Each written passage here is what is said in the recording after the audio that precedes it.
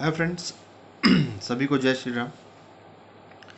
एक विषय अभी चल रहा है कि डिप्टी सीएम क्या एक संवैधानिक पद है या नहीं। और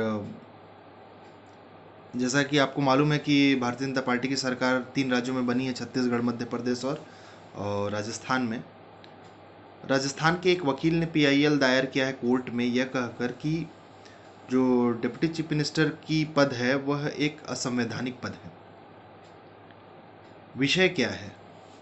क्या यह बात सही है कि डिप्टी चीफ मिनिस्टर की पद असंवैधानिक है? देखिए, अगर संविधान को देखा जाए, उसके आर्टिकलों को पढ़ा जाए, समझा जाए, तो यह बात सत्य प्रतीत होता है कि डिप्टी सीएम का जो पद है वो एक नॉन कॉन्स्टिट्यूशनल पोस्ट है, असंवैधानिक पद है। उसके पीछे के कारण समझिए। देखिए, स्टेट लेजिस्लेचर को जब आप पढ़ेंगे तो उसमें 2 आर्टिकल महत्वपूर्ण है।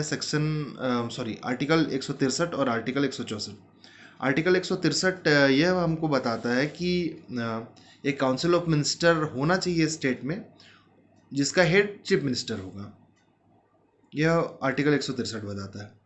164 आर्टिकल को जब आप पढ़ेंगे तो उस 164 आर्टिकल में हमको यह बताया गया है कि गवर्नर जो है वो चीफ मिनिस्टर का अपॉइंटमेंट करेगा, और काउंसिल ऑफ मिनिस्टर का भी अपॉइंटमेंट गवर्नर करेगा, लेकिन काउंसिल ऑफ मिनिस्टर जो चीफ मिनिस्टर तय करता है उन्हीं नामों को वो अपॉइंट करता है। यह 164 आर्टिकल में बताया गया है। तो इस प्रकार से कहीं भी डेप्यूटी सीएम का अपॉइंटमेंट का बात किया ही नहीं गया है संविधान में। एक तर्क के रूप में अगर हम देखते हैं तो डिप्टी सीएम को जो ओथ दिलाया जा रहा है, उस ओथ में जो भी ओथ दिलाया जाता है वो शेड्यूल 3 में मेंशन है। और जब आप उस ओथ को पढ़ते हैं तो उसमें ओथ ऑफ ऑफिस भी आता है, जो आपके कार्यालय की शपथ होगी, और ओथ ऑफ सीक्रेसी, मतलब जो आप सीक्रेट मेंटेन करेंगे अपने कार्य को लेकर, कि उसकी बातों को बाहर जाहिर नहीं करेंगे, इसके भी शपथ दिलाई जाती है। यह किनको दिलाया जाना है? गवर्नर द्वारा चीफ मिनिस्टर और काउंसिल ऑफ मिनिस्टर को दिलाया जाना है, अर्थात जो ऑफिस बियरर है। ऑफिस बियरर है अर्थात जिनके पास ऑफिस में करने के लिए कोई कार्य है। काउंसिल ऑफ मिनिस्टर के पास अपना अपना एक एक पोर्टफोलियो है। सबके पास अपना एक पोर्टफोलियो है। कोई फाइनेंस देख रहा है, कोई हेल्थ देख रहा है, कोई एजुकेशन देख रहा है, कोई एग्रीकल्चर देख रहा है। तो जिनके पास जो मंत्रालय है वो उस ऑफिस में बैठ करके उस मंत्रालय का कार्य करने वाले हैं, तो वो जो शपथ लेते हैं ऑफिस बियरर की, वो समझ में आता है। डेप्यूटी सीएम के पास अभी कोई मंत्रालय नहीं है, क्योंकि मंत्रिमंडल का विस्तार अभी नहीं हुआ है। तो जब ऑफिस ही नहीं है तो ऑफिस का ओथ कैसे लेंगे वो? अर्थात अगर उन्होंने शपथ ले दी तो वो कार्य क्या करेंगे बिना कार्य के? शपथ। इस दृष्टि से इसको यह माना जाता है कि डिप्टी सीएम जो है वह एक असंवैधानिक पद है। तो फिर डिप्टी सीएम असंवैधानिक पद है तो कुछ तो पद है। क्या पद है वो? तो डिप्टी सीएम को एज अ पॉलिटिकल पोस्ट माना गया है। क्यों पॉलिटिकल पोस्ट?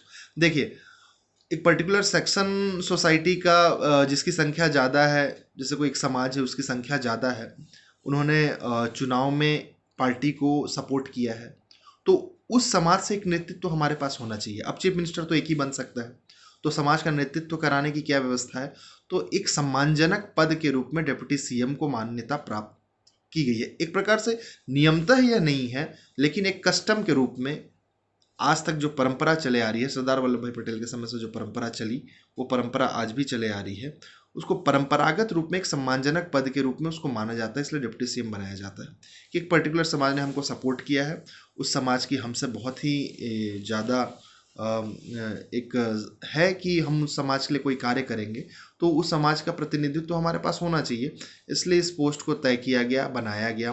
कभी भी मीटिंग हो रही है तो सीएम के बगल में ये व्यक्ति बैठते हैं, जिससे उस समाज को गर्व महसूस होता है, और उस समाज के लिए वो पर्टिकुलर व्यक्ति कार्य करता है। कुछ योजना है तो उसको सीएम से डिस्कस करता है, उस योजना को लागू कराने के लिए प्रयास करता है। लेकिन क्या डिप्टी सीएम के पास चीफ मिनिस्टर जैसा पावर है? देखिए, डेप्यूटी सीएम और चीफ मिनिस्टर में बहुत अंतर है। नाम के लिए वो डेप्यूटी सीएम है, लेकिन उसके पास ऐसी कोई भी पावर नहीं है जो चीफ मिनिस्टर के पास है। जैसे चीफ मिनिस्टर का अगर उसको लगता है कि किसी पर्टिकुलर ऑफिसर का ट्रांसफ़र हमको करना चाहिए, क्लास 1 ऑफिसर से हम मान लेते हैं एक आईएएस है आईपीएस उसका ट्रांसफ़र करना है, तो चीफ मिनिस्टर कर सकता है। डिप्टी सीएम कर सकता है क्या? डिप्टी सीएम के पास ऐसा कोई पावर नहीं है। चीफ मिनिस्टर के पास पावर है कि जो भी मंत्रालय की फाइलें, अलग अलग मंत्रालय अलग अलग पोर्टफोलियो से जो भी योजनाएं बन के आ रही हैं या जो भी एक फंड को पास करना है उसके फाइल्स पे वो सिग्नेचर करे, तो क्या डिप्टी सीएम उस फाइल पे सिग्नेचर कर सकता है? नहीं कर सकता। तो डिप्टी सीएम का पद क्या है? डिप्टी सीएम एक पॉलिटिकल पोस्ट है, उसको मान्यता प्राप्त है कैबिनेट मिनिस्टर की। सेम जैसे कैबिनेट मिनिस्टर की सैलरी है, उसको जो मान्यता प्राप्त है, उसकी जो सुविधाएं हैं, वो सभी डिप्टी सीएम को मिलता है, क्योंकि कैबिनेट मिनिस्टर का उसको दर्जा प्राप्त है। तो डिप्टी सीएम की पावर कैसे निर्धारित होती है? देखिए, जैसे काउंसिल ऑफ मिनिस्टर है, काउंसिल ऑफ मिनिस्टर में जो भी व्यक्ति को जो पद मिला, फॉर एग्जांपल को एक पोर्टफोलियो संभालने को मिला, किसी को फाइनेंस मिला, किसी को हेल्थ सेक्टर मिला है, किसी को एजुकेशन मिला है, तो किसी को खेल मंत्रालय मिला है, तो जो पोर्टफोलियो उसको एलोकेट हुआ है वो पोर्टफोलियो कितना हैवी है, कितना पावर रखता है, वही सेम चीज़ डिसाइड करता है डिप्टी सीएम की पावर को। इसके अलावा और कुछ डिसाइड नहीं करता है। ये सेम चीज़ जो इसमें मैं नियम बता रहा हूँ, ये सेम चीज़ प्रधानमंत्री के रूप में भी, उप प्रधानमंत्री जो होते हैं, ये सेम चीज़ वहाँ भी लागू होती है। वो भी एक असंवैधानिक पद ही है, उसकी व्याख्या कहीं भी संविधान में नहीं किया हुआ है। जैसे मैंने बताया 163 और 164 में ही इसकी व्याख्या की गई है। जैसे मिनिस्टर के बारे में बोला जाता है कि कोई भी स्टेट है, वहाँ पर जितना विधायकों की संख्या है, एमएलएज हैं, उनका एक 15% जो होता है उससे ज़्यादा आपका मिनिस्ट्री नहीं होना चाहिए। 15% से ज़्यादा काउंसिल ऑफ मिनिस्टर नहीं होने चाहिए। और कम से कम जैसे कि अभी 2003 या समथिंग 2003 के आसपास ही शायद एक अमेंडमेंट आया था जिसमें कि ये बताया कि 12 से कम मिनिस्टर भी नहीं होने चाहिए। फॉर एग्जांपल, अगर कहीं का जनसंख्या ही बहुत कम है, वहाँ पर एमएलए की कोई एक छोटा प्रदेश है, तो उसका अगर 15% निकालेंगे तो 2-3 ही अगर आएगा, तो 2-3 लोग मिलके काउंसिल ऑफ मिनिस्टर तो बना नहीं सकते हैं। इसलिए क्या करना है कि कम से कम नहीं तो 12 सदस्य तो काउंसिल ऑफ मिनिस्टर में होने ही चाहिए। तो जो उप मुख्यमंत्री है ना, वो उसको हम काउंसिल ऑफ मिनिस्टर का एक हिस्सा मानते हैं। आगे चल करके उसको अगर कोई पोर्टफोलियो मिलती है तो ठीक है, अगर नहीं मिलती है तो भी वो एक कैबिनेट मिनिस्टर का दर्जा प्राप्त करता है। उनकी जितनी सैलरी है, जो भी उनको पर्क्स और अलाउंसेस मिलते हैं, वो सब एक डिप्टी सीएम को भी मिलेगा। इसके अलावा उसकी कोई अलग से अहमियत नहीं है। नाम के आगे सिर्फ डिप्टी सीएम लग जाने से वो चीफ मिनिस्टर नहीं हो जाता है। अच्छा, बात रही कि जो पीआईएल दाखिल किया गया है वो किस विषय में किया गया। पीआईएल का एकदम सिंपल कॉन्सेप्ट उन्होंने जो वकील ने रखा होगा वो यही है कि गवर्नर जो है वो संवैधानिक पदों को शपथ दिलाते हैं। जैसे कि संवैधानिक पद चीफ मिनिस्टर है और काउंसिल ऑफ मिनिस्टर है, उनको शपथ दिला रहे हैं। तो जो व्यक्ति डिप्टी सीएम के रूप में शपथ ले रहा है वो एक असंवैधानिक पद है, उसको गवर्नर शपथ नहीं दिला सकते हैं। इसलिए इस शपथ को निरस्त किया जाए। यह एक असंवैधानिक तरीके से किया गया कार्य है। इस विषय में अगर देखा जाए तो इससे पहले भी कई लोगों ने डिप्टी सीएम के रूप में चार्ज लिया है, शपथ लिया है। राजस्थान में जब सरकार बनी थी इससे पहले कांग्रेस की, तो उसमें भी सचिन पायलट जी ने डिप्टी सीएम के रूप में, हालांकि वो डिप्टी सीएम थे लेकिन उन्होंने डिप्टी सीएम के रूप में शपथ नहीं लिया था, काउंसिल ऑफ मिनिस्टर के रूप में उन्होंने शपथ लिया था, जो कि एक संवैधानिक तरीका है। काउंसिल ऑफ मिनिस्टर को गवर्नर शपथ दिलाता है, तो उन्होंने उस रूप में शपथ लिया, बाद में वो डिप्टी सीएम का चार्ज लेते हैं, तो वो एक संवैधानिक तरीका है। लेकिन बहुत सारे ऐसे केसेस हुए हैं जहाँ पर अभी काउंसिल फॉर्म नहीं हुआ है और डिप्टी सीएम का शपथ ले लिया गया है।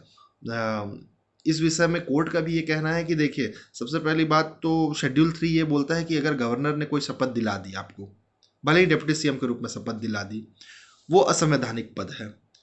लेकिन जब गवर्नर ने आपको शपथ दिला दी, गवर्नर के सेक्रेटरी ने उस चीज़ को रिकॉर्ड कर लिया, आपने देखे होंगे शपथ लेने के बाद एक टेबल बनी रहती है, वहाँ जाते हैं रजिस्टर में, वो अपना हस्ताक्षर करते हैं, डेट लिखते हैं कि मैंने ये शपथ ली, ऐसा ऐसा करके डेट वेट लिखते हैं। मतलब उस चीज़ को रिकॉर्ड में रखा गया है, ऑफिशियल गैजेट में वो पब्लिश हो जाएगा। तो शेड्यूल 3 का कहना है कि गवर्नर ने अगर आपको ये सब शपथ दिला दी, गवर्नर के सेक्रेटरी ने अगर इसको रिकॉर्ड कर लिया, एडमिनिस्टर कर लिया, उसके बाद इस चीज़ को आप असंवैधानिक घोषित नहीं कर सकते। पद असंवैधानिक हो सकता है लेकिन शपथ जो है वो सही माना जाएगा। दूसरा, सुप्रीम कोर्ट में जब चौधरी देवीलाल जी का 1990 में केस गया था, जब उन्होंने शपथ ली थी तो अपने आप को बार बार शपथ के दौरान वो उप मुख्यमंत्री बोल रहे थे। उस समय भी ये कोर्ट में केस लगा था कि उप मुख्यमंत्री नाम का कोई भी पद संविधान में उल्लेखित नहीं है, तो फिर ये अपने आप को उप मुख्यमंत्री कह करके ये कैसे शपथ ले रहे हैं और इनको कैसे शपथ दिलाया जा रहा है। तो उस समय भी कोर्ट ने कहा कि मात्र उप मुख्यमंत्री शपथ के दौरान अपने आप को कह देने से उनके पास उप प्रधानमंत्री कह देने से उनके पास प्रधानमंत्री की कोई भी शक्तियां नहीं आ जाएंगी। उन्होंने कह दिया, लेकिन उसका अर्थ ये नहीं है कि प्रधानमंत्री वो हो गए हैं, उनको उनकी पावर्स मिल गए हैं। देखा जाए तो शपथ जो ले रहा है, जैसे हम बात करते हैं पॉलिटिकल लैंग्वेज में कि उसमें निहित उसके विचारों को समझने का प्रयास करना है हमको, उसकी आत्मा क्या कह रही है शपथ की। तो शपथ की आत्मा सीधी सी ये बात कह रही है कि भैया हम ऑफिस बियरर हैं, हम अपना काम पूरी ईमानदारी के साथ करने वाले हैं, हम जो अपना ऑफिस का कार्य है उसमें सीक्रेसी मेंटेन करेंगे, गुप्त चीज़ों को गुप्त ही रखा जाएगा, बाहर कोई भी चीज़ जैसे बताया नहीं जाएगा, इन सब चीज़ों की शपथ लेते हैं। तो ये जो शपथ है, चाहे ये मुख्यमंत्री ले, चाहे उप मुख्यमंत्री ले, एक संवैधानिक पद का व्यक्ति ले, असंवैधानिक पद का व्यक्ति ले, ये शपथ अपने आप में गलत नहीं है, बहुत ही पवित्र विचार है। इसलिए इसको असंवैधानिक, शपथ को असंवैधानिक करार देना गलत होगा। पद हालांकि असंवैधानिक है, लेकिन शपथ ले लिया तो कोई बात नहीं, ये चलता है। इसलिए जो PIL दाखिल हुआ है, जैसे कि इससे पहले भी कई हाई कोर्ट और सुप्रीम कोर्ट में केसेस चले कई स्टेट को लेकर के, वहाँ पर भी ऐसा कुछ निकल कर नहीं आया कि इस पदों को निरस्त किया जाता है या ये शपथ को गलत करार दिया जाएगा। तो इस बार भी ऐसा ही कुछ समझ में आता है कि जो भी PIL दाखिल किया गया उसमें कुछ ऐसा खास रिजल्ट आने वाला नहीं है। शपथ ले लिया गया, गवर्नर ने शपथ दिला दी, और गवर्नर के शपथ दिलाने के बाद इस चीज़ को चैलेंज नहीं किया जा सकता है। इसलिए जो है सो है। लेकिन हाँ, ये बात सही है कि डिप्टी CM एक पॉलिटिकल पोस्ट है, संविधान में इसका उल्लेख नहीं है। तो ये एक विषय को समझाने के लिए छोटा सा वीडियो था। आप सबको धन्यवाद। जय श्री राम।